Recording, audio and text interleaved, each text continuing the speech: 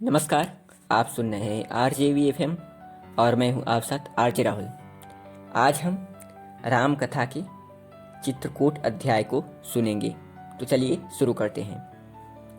गंगा पार करके राम, लक्ष्मण और सीता नदी के किनारे किनारे चलते हुए ऋषि भरद्वाज के आश्रम में पहुँचे। यह आश्रम प्रयाग में गंगा यमुना के संगम पर बना हुआ था। ऋषि ने उनका स्वागत किया और आग्रह किया कि वह वनवास के दिन उनके आश्रम में ही बिताएं। राम ने उत्तर दिया, आपकी बहुत कृपा है, लेकिन जब अयोध्या वासियों को पता चलेगा कि मैं यहाँ हूँ तो रोज़ लोगों के झुंड यहाँ पहुँच जाया करेंगे। कहीं दूर शांत और एकांत जगह बताइए जहाँ सीता आराम से रह सके। भरद्वाज ने उन्हें चित्रकूट में जाकर रहने को कहा, जो एक सुंदर पहाड़ी पर था और जहाँ पानी तथा फल आदि प्रचुर मात्रा में थे। वे वहाँ गए और उन्हें यह जगह इतनी पसंद आई कि देखते ही लक्ष्मण ने तो राम और सीता के लिए पंडकुटी बनाना शुरू कर दिया। हंसी खुशी बातें करते हुए उन्हें थोड़ी सी देर हुई थी कि उन्होंने जंगल के जानवरों को इधर उधर घबराए हुए दौड़ते भागते देखा। यहाँ तक कि हाथी भी परेशान लग रहे थे। लक्ष्मण एक ऊंचे से पेड़ पर चढ़ गए और उन्होंने चारों तरफ देखा। पहाड़ी की तलहटी में उत्तर की ओर उन्हें हाथियों, घोड़ों और रथों से सजी बड़ी भारी सेना दिखाई दी। अरे, यह तो कोई सेना है, वे ऊपर से ही चिल्लाए। आग बुझा दो और सीता को किसी सुरक्षित स्थान पर पहुंचाकर धनुष बाण लेकर तैयार हो जाओ।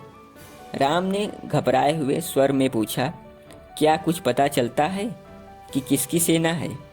लक्ष्मण ने गौर से देखा और उत्तेजित होते हुए चिल्ला पड़े, लगता है यह तो भरत की सेना है।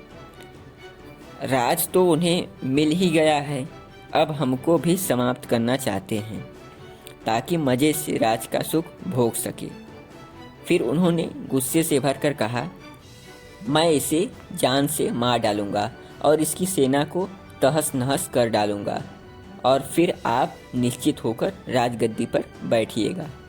राम बड़े ही शांत स्वर में बोले, यदि भरत आ रहा है तो धनुष बाण तैयार करने की आवश्यकता नहीं पड़ेगी। मुझे विश्वास है वह हमें वापस ले जाने के लिए आया है।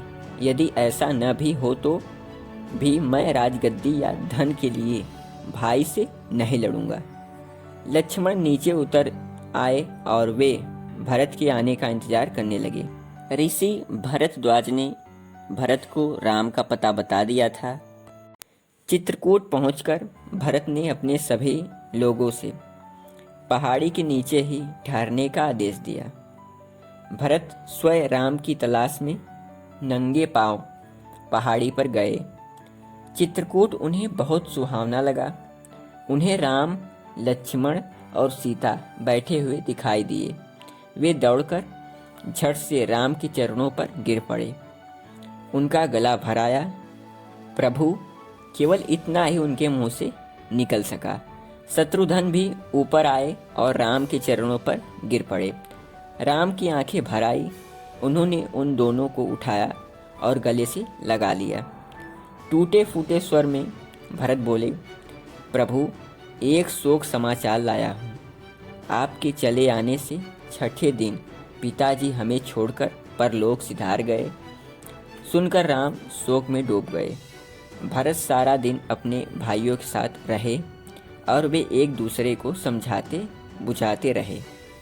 दूसरे दिन सभी मंत्रियों के सामने भरत ने कहा, भैया, अपनी दुखी प्रजा के पास वापस अयोध्या लौट चलो और जिसके आप असली अधिकारी हैं उस राज मुकुट को पहनो।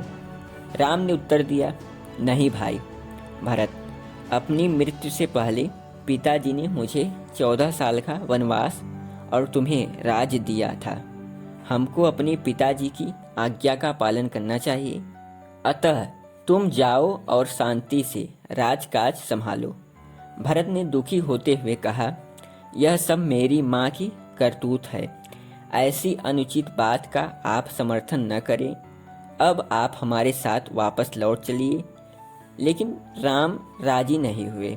उन्होंने कहा, चाहे चंद्रमा अपनी कांति छोड़ दे और हिमालय अपनी शीतलता, लेकिन मैं पिताजी को दिया वचन नहीं तोड़ूंगा। भरत, तुम लौट जाओ और शत्रुघ्न की सहायता से राज की देखभाल करो। मैं अब यहाँ से सीता और लक्ष्मण के साथ दंडवन को जा रहा हूँ। भरत निराश हो गए। तब फिर आप मुझे अपनी कोई निशानी ही दे दे ताकि आपके नाम से राजकाज चलता रहे। राम को बात पसंद आई और उन्होंने अपने खड़ाऊ उन्हें दे दिए। भरत ने श्रद्धा से उन्हें अपने मस्तक से लगाया और कहा, इन्हें राजगद्दी पर रखकर मैं आपके नाम से राज का काम चलाऊंगा। यदि आप 14 साल बाद वापस नहीं आएंगे तो मैं चिता में प्रवेश कर प्राण त्याग दूंगा। ऐसा कहकर वे खिन्न मन से वापस चले गए। अयोध्या लौटकर उन्होंने राम की खड़ाऊ राजगद्दी पर रखकर 14 साल तक बड़े अच्छे ढंग से शासन संभाला। वे अयोध्या में कभी नहीं ठहरे, बल्कि राम लक्ष्मण की भांति ही तपस्वी की तरह नदी ग्राम में रहे। अभी तक आप लोगों ने पिछले अध्याय को नहीं सुना है तो पिछले अध्याय को सुन ले। आज के लिए इतना ही। आगे हम सुनेंगे पंचवटी में राम।